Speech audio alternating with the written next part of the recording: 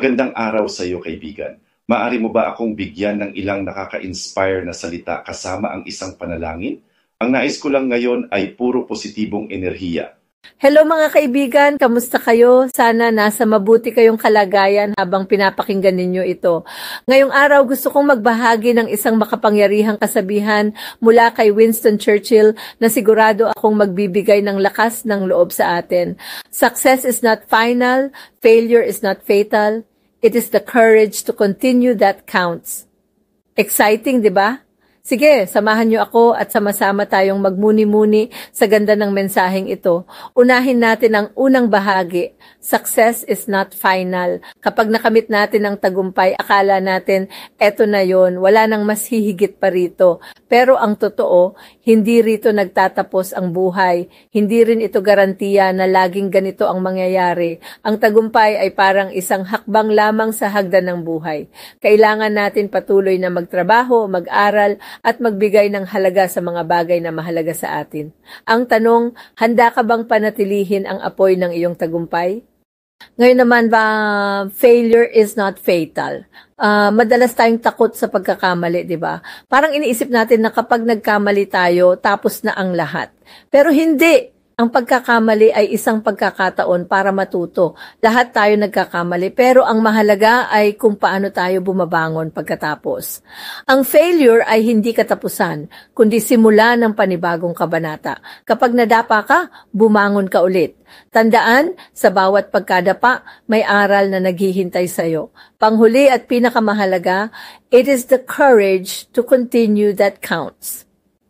Ano ang ibig sabihin nito? Simple lang, kahit gaano kahirap ang buhay, kahit gaano karaming beses kang nadapa, huwag kang susuko. Ang tapang na magpatuloy ay ang tunay na susi sa tagumpay.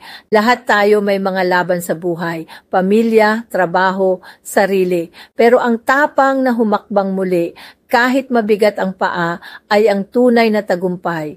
Tandaan, hindi mo kailangang maging perpekto. Ang mahalaga ay ang pagtuloy mo sa paglalakbay, isang hakbang sa bawat araw. Gusto ko lang ikwento ang isang tao na lahat tayo kilala, si Thomas Edison. Alam niyo bang halos 1,000 beses siyang nabigo bago niya nadiskubre ang tamang formula para sa bombilya? Kung sumuko siya sa pang-5 beses, sa ika-100 o kahit sa ika-999, wala tayong liwanag ngayon. Kaya isipin mo, ilang beses ka bang nadapa? Marahil ay hindi pa kasing dami ng kanya. Kung kaya niya, kaya mo rin. Mga kaibigan, sana sa simpleng mensaheng ito ay na-inspire kayo. Hindi mahalaga kung gaano kalaki ang tagumpay o kung gaano kahirap ang kabiguan. Ang mahalaga ay ang tapang nating magpatuloy.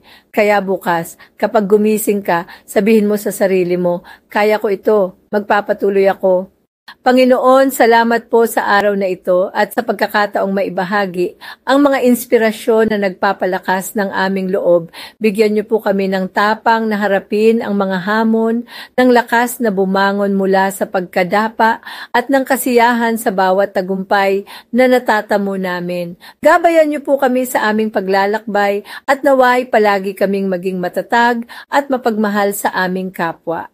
Amen. Maraming salamat mga kaibigan. Hanggang sa susunod nating kwentuhan, huwag kalimutang magpatuloy. Laban lang.